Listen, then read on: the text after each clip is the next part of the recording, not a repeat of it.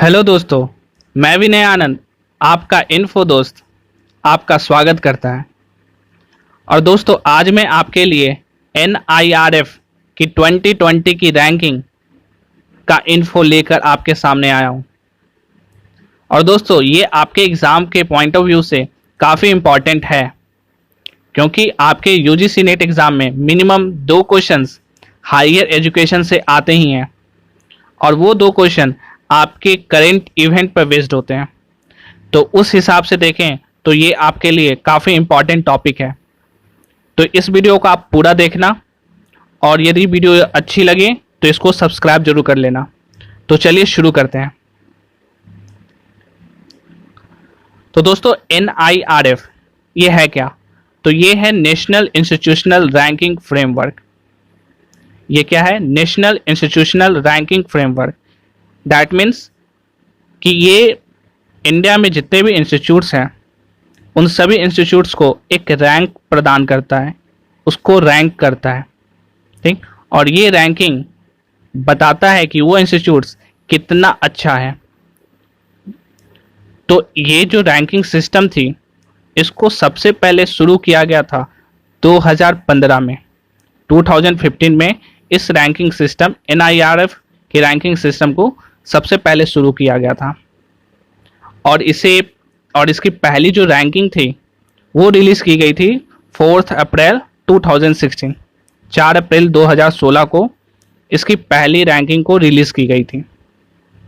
और 2020 में इसे 11 जून 2020 में रिलीज़ किया गया। इसकी रैंकिंग जो किया गया बाय श्री रमेश पोखरियाल, जो कि हमारे भारत के human resource development minister HRD minister हैं। तो HRD मिनिस्टर के द्वारा 11 जून 2020 को ही ये रैंकिंग रिलीज की गई है।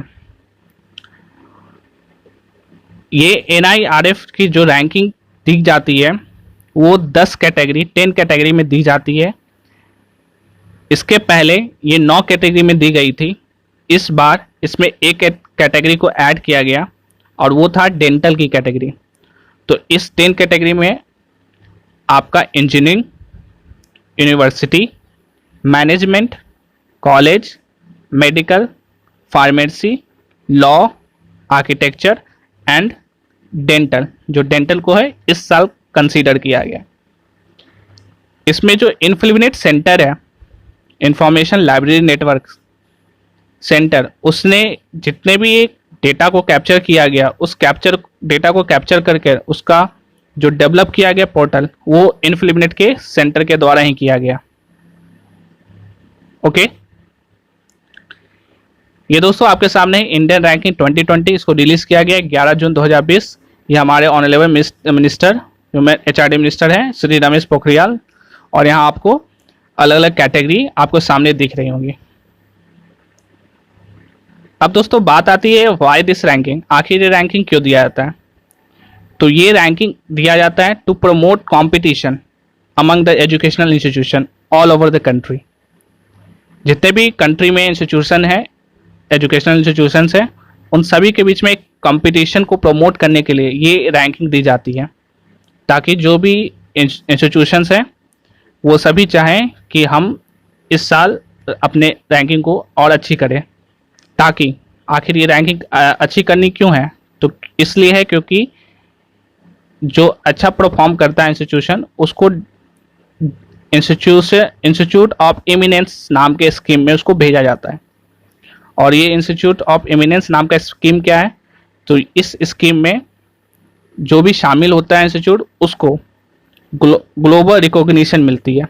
यानी वो वैश्विक स्तर पर, विश्व स्तर पर, वर्ल्ड स्तर पर उसको एक पहचान मिलती है जब वो इंस्टीट्यूट ऑफ एमिनेंस स्कीम में आ जाता है।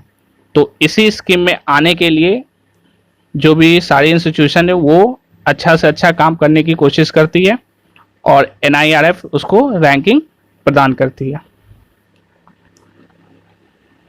अब ये NIRF की जो रैंकिंग है वो दी जाती है, उस पर अलग अलग क्राइटेरिया है। उस क्राइटेरिया को जो फॉलो करता है उस हिसाब से उसको रैंक प्रोवाइड किया जाता है। तो इसमें क्या क्या कंसीडर किया जाता है, क्या क्या देखा जाता है, तब जाकर उसको रैंक दिया जाता है। तो teaching learning resource TLR, research and professional practice RP, graduation outcomes GO, outreach and inclusivity OI and the perception. ये 5 क्राइटेरिया है, कैटेगरीज है। इस क्राइटेरिया को फॉलो करने पर ही एक अच्छी रैंकिंग इंस्टीट्यूट्स को मिल पाती है। तो जो इंस्टीट्यूट जितना बेहतर होगा उसकी ये पांचों में रैंकिंग, ये पांचों क्राइटेरिया उसकी उतनी ही अच्छी होंगी।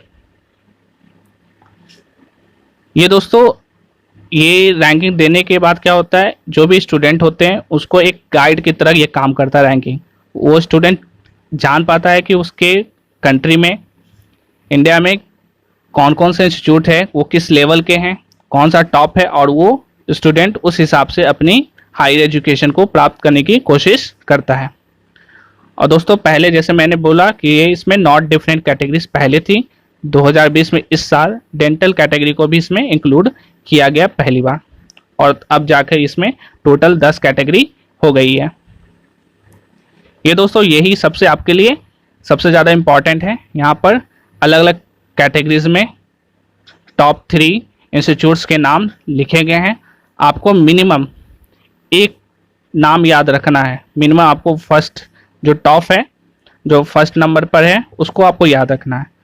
ओवरऑल कैटेगरी की बात की जाए तो टॉप में है IIT मद्रास, सेकंड में है ISC बेंगलोर, और थर्ड में है IIT दिल्ली। तो ये तीनों तो आपको इजीली याद हो जाएंगे। ओवरऑल कैटेगरी में IIT मद्रास टॉप पर है। यूनिवर्सिटी कैटेगरी में IISc Bangalore, Indian Institute of Science Bangalore है। इंजीनियरिंग कैटेगरी में IIT मद्रास। मैनेजमेंट कैटेगरी में IIM अहमदाबाद। फार्मेसी कैटेगरी में Jamia Hamdard university. College category में Miranda House Delhi university. Medical discipline में AIIMS new Delhi. Law discipline में national law school of India university Bengaluru. Architecture discipline में IIT Kharagpur, और dental college में मौलाना आज़ाद इंस्टीट्यूट ऑफ डेंटल साइंस। तो ये आपकी पूरी NIRF की इंडियन रैंकिंग 2020 है। आपको इसमें से जो भी टॉप है उसको याद कर लेना है। सारी कैटेगरी के जितने भी टॉप मोस्ट इंस्टीट्यूट्स हैं उन सबको आपको याद रखना होगा, और ये आपको आपके एग्ज़ाम में ज़रूर क्वेश्चन ये पूछे जा सकते हैं। सो थैंक यू दोस्तों। अगर ये वीडियो आपको अच्छा लगा हो तो इसे लाइक करें, शेयर करें, सब्सक्राइब करें, और किसी भी परेशानी, कोई भी प्रॉब्लम आपको हो तो हमें ज़रूर कमेंट करें। So thank